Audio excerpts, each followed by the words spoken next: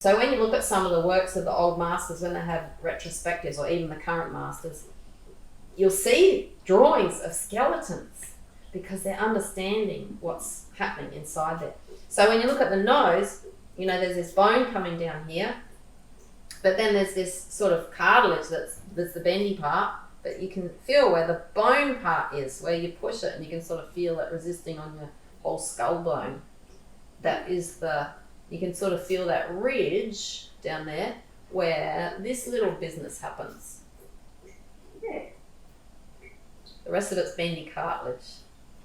Yeah, the sharp bits. And so now that we're aware of that, you can almost see that little lumpy bit there makes sense when you draw it. You'll see it in somebody's face and you'll draw that little outie, innie, outie.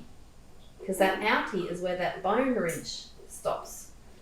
And so then, and you also see very clearly the light hits the top of the brow, but it's shading underneath. You'll see the light hit the top of this cheekbone. Look at how far out this cheekbone, you can feel it on your own face.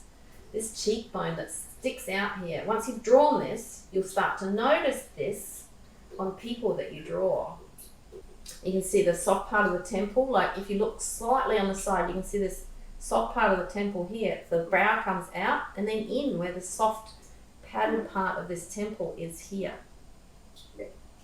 So it's a very good thing to do to draw bones when you get a chance.